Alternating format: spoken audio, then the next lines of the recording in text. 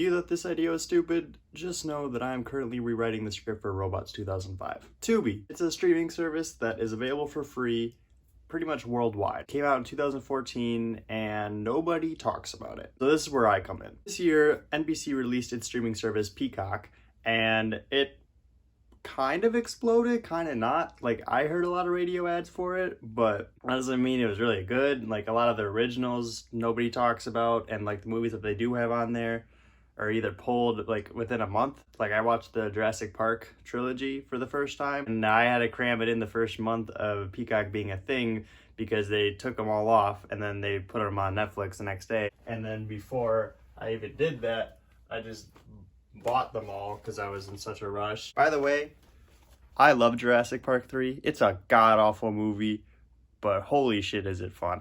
Anyways, so similar to Peacock, the way it works is that it runs on ad revenue. That's where they get their money. So you're watching your movie and then a little timer will pop up in the corner telling you that in 9 seconds, the scene that you're watching will end and then an ad break will start. It's kind of just like watching cable TV, really, except the commercials are a lot shorter and you can actually select what movie you want to watch. It's pretty cool. I feel like the reason why people don't have Tubi, or just nobody talks about it, is because the selection isn't as great as Netflix or Hulu or any of the big streaming services that we pay for. This video idea came in mind when I was sitting on my couch the other day and I was looking for something to watch. So I'm going through my watch list on my Letterboxd account, and every movie that I wanted to watch was available only on Tubi. So then I thought to myself, how is every movie that I want to watch on Tubi and on nothing else? So yesterday I set out pressing a random number generator and watching whatever movie it wanted me to watch. I documented this experience and here's how it went. There are 72 movies on this list. I'm removing all of the movies that I've already seen.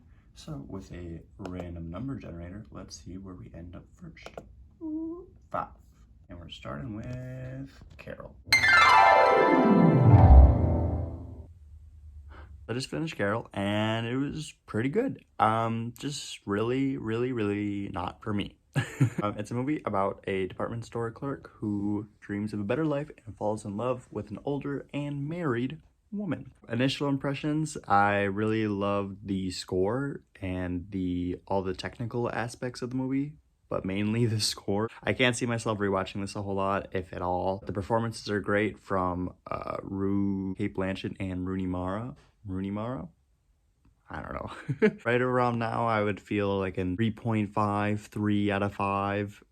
It's really good. It's just not for me. And I can live with that. And boop. 36. So if these are rows of 12, that would mean our next movie is Submarine. So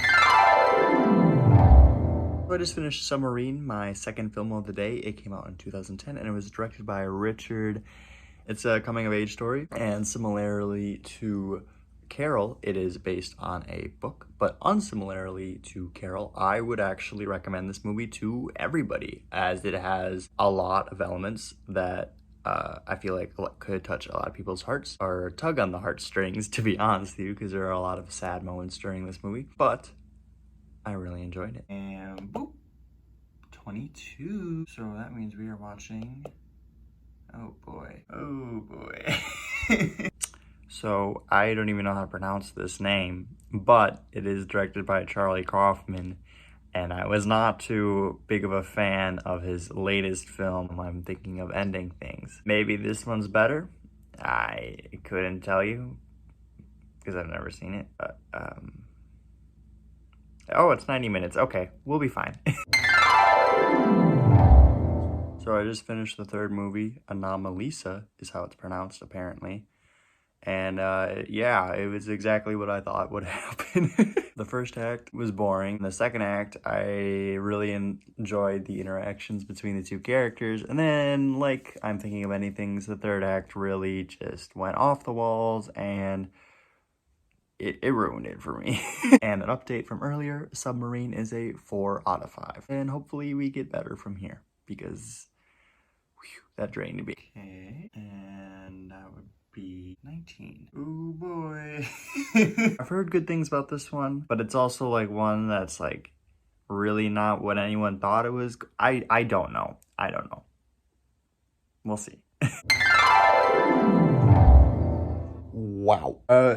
Yeah, it's good. It's good. It's a little too good. I'm not married, but this movie hurt. It wrecked me.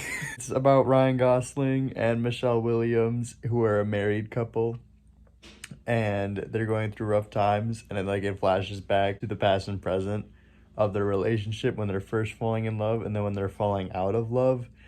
Yeah, I mean, pretty rough. But as for negatives is when we're jumping back and forth certain times, it happens quickly that it's hard to tell what time period we're in.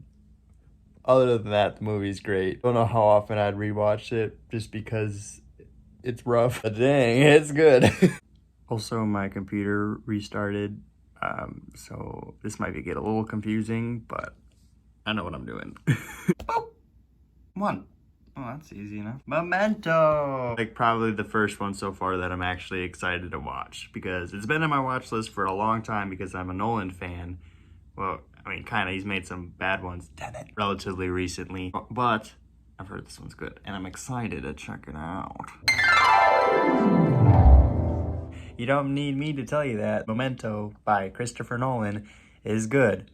But I'm going to tell you anyways that Memento by Christopher Nolan is good, and you should definitely check it out on Tubi if you haven't seen it already, because it is free after all. Had the same problem with this movie as I did with the first time I watched Inception.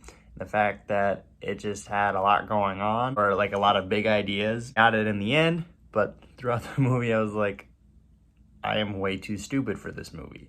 And I think the easiest one to compare this to is The Prestige.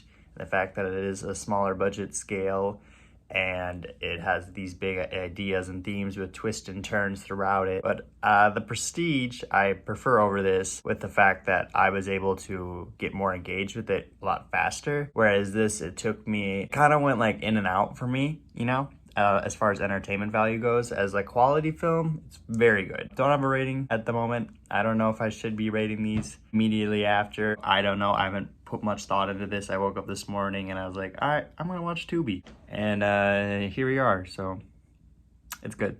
All right, it's getting late, so this might be the last film. Maybe it's not. I have no idea. 59.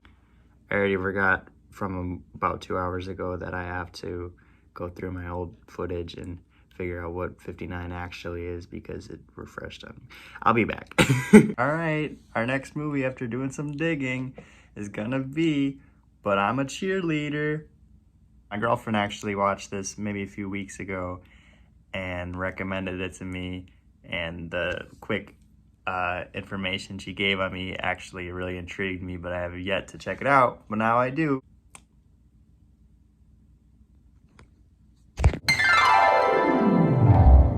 I just finished the 6th movie of today, and it wasn't as funny as I would have liked it to be, but it had some cute moments. Overall, it was fine.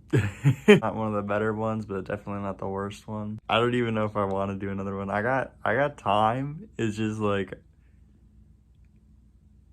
I'm drained.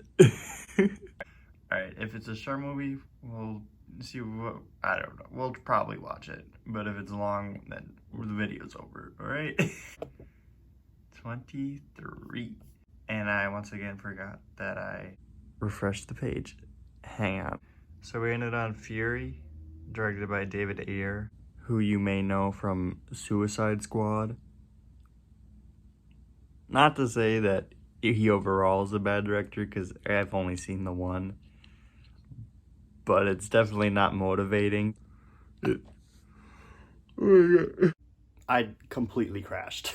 So with the span of 13 hours yesterday, I watched 6 movies that I've never seen before, and I, for the most part, thoroughly enjoyed myself. If I had to give a quick ranking on all the films I watched on a quality standpoint, I would go Blue Valentine, Submarine, Memento, Carol, Anomalisa, and But I'm a Cheerleader. And as far as a rewatchable standpoint, from me being a stupid teenager, I would go Submarine, Blue Valentine, Memento, But I'm a Cheerleader, Carol, and then Anomalisa. So, randomly selecting 6 different movies, I only disliked one of them.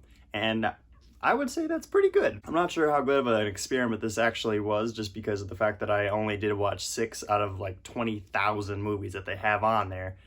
But for the fact that they have 20,000 movies on there, and let's say 5 out of 6 of them are pretty good, I call that an absolute win. No, this video is not sponsored, but if you want it to be, Tubi, please give me money. Anyways, guys, if you like this video, give it a like. If you like me, you should subscribe to my channel. If you want more of me, you should listen to my podcast, which is officially available on Apple Podcast. Whew.